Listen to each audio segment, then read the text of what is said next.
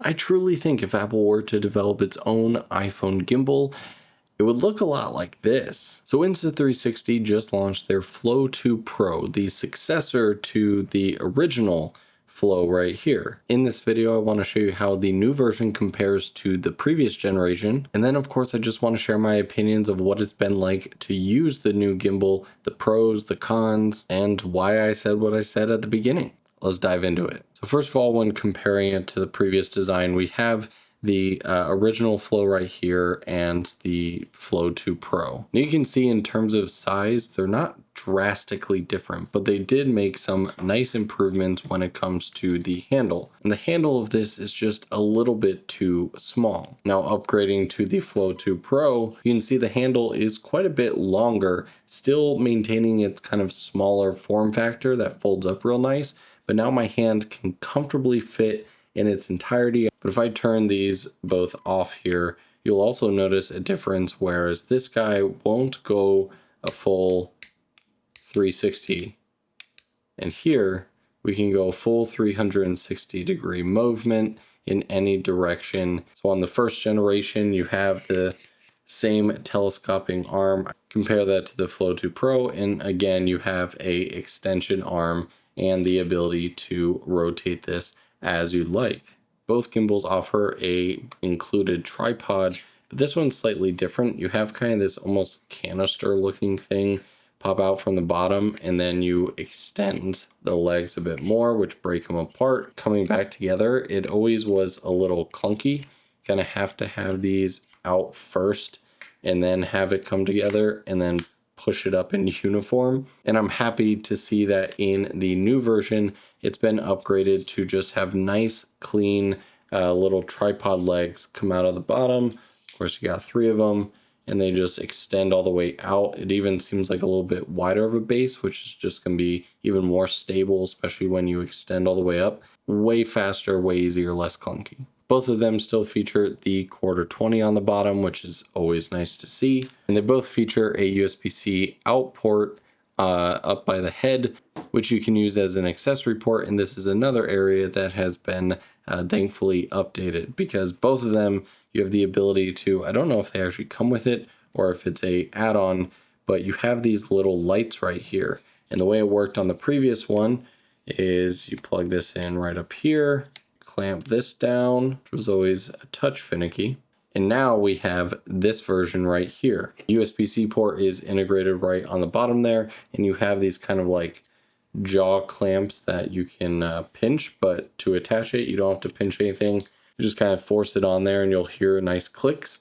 And so now you have no cables. Again, way cleaner, much more that Apple aesthetic, right? Way better designed. So those are the kind of common similarities and differences between the two designs. But now let's get into what makes the Flow 2 Pro stand out and truly be a worthy upgrade. So let's start off with one of the greatest features that I didn't even know existed, but I am so happy that it does. You see right up on this little platform area, it says NFC. And of course, we know what NFC means. It means you touch your phone to the top of it. And when you go to do that for the first time here, you're going to see a dock kit come up. And this is actually the first gimbal to take advantage of Apple's dock kit. And what this allows you to do is basically get active track in the native app and over 200 third-party apps without having to interface with the third-party app at all. Whoa. Tracking inside the native app?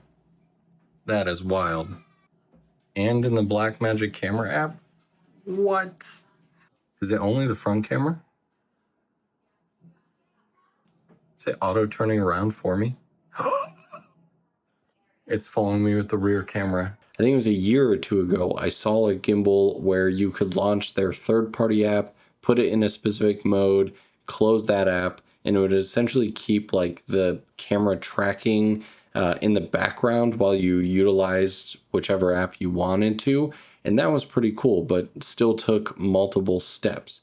But once you go to pair this one time, one setup in the very beginning. It will then remember it every time you start this up and attach your phone. And all I have to do is press the trigger once. When you see the green bar light up, it means active track is enabled, and it's going to follow me around. If I press this once, turn it off, it'll stay put, and I can kind of, manually choose what it's seeing. And this is huge because the Insta360 app is a great third-party app that we'll talk more about in a minute. But as you guys know, I primarily live in the Blackmagic camera app, or if it's really fast stuff, the native app. Now, I will mention that the active track that uses the dock kit is great for, slower, medium level movement, things like that. If you want really fast active track, I think that's called Active Track Plus, you'll want to use the Insta360 app because they've just specifically designed their tracking system to handle faster motions better. And I did see that to be accurate in my testing. If you're moving around pretty quick from left and right and you don't want it to kind of lose the subject on a pan, then you'll definitely want to use their app. If you have multiple people that you're trying to track, you can do that. Just drag the active track box over all the people that you're trying to keep in frame. It will do its best to keep everyone in the middle of the frame. So a very common thing that a lot of us are doing, right, is not using the front facing camera because, crap quality. So we're going to be using the back camera. And so what they did is on the back of this part right here is they included a little like mirror finish to the roll axis part of the gimbal head.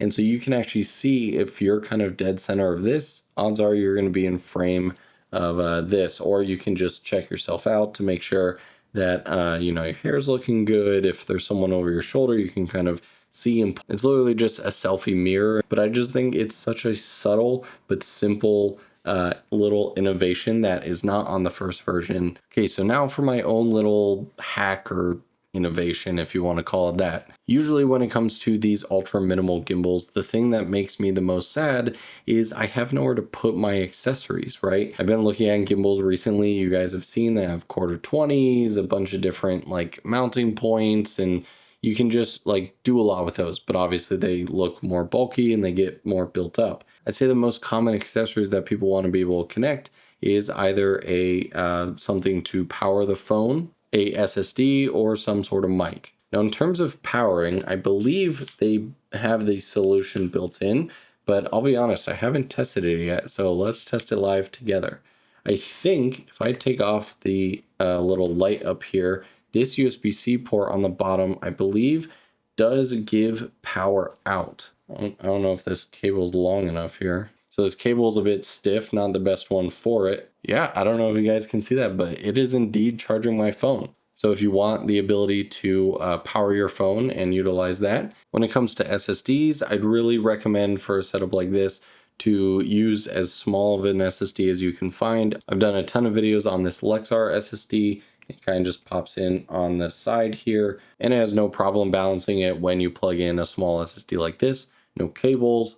Again, super clean. And the last one is microphones. Now this one, I for sure thought that there was going to be no possibility without it just like dangling there and then the gimbal not working. But there's like an accidental way that this works.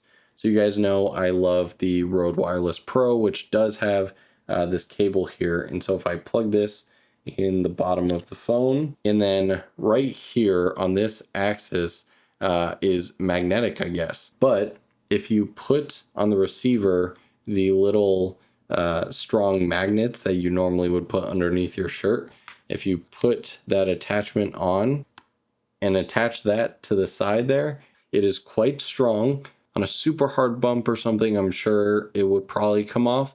But walking around, talking, like the majority of use you're probably going to use this gimbal for, it is absolutely on there strong enough. And it doesn't seem to interfere with the gimbal at all. The cable and everything, like nothing gets twisted up because it's rotating with the actual phone. And now this is where I know most of you ask the same question, which is, but can I do all three of those things? So in that same 𝗦𝗧𝗨𝗙𝗙 professional kit that this SSD comes with, you can also get this little hub. Again, I've done a bunch of videos on this whole setup. So first we're going to connect the SSD to the hub. If you guys are enjoying this and you want to see more setups and dive deeper into iPhone filmmaking, I actually have a iPhone filmmaking guide. Super affordable, about to get completely overhauled, and it's a great time. Yeah, over like 1,000 of you have joined.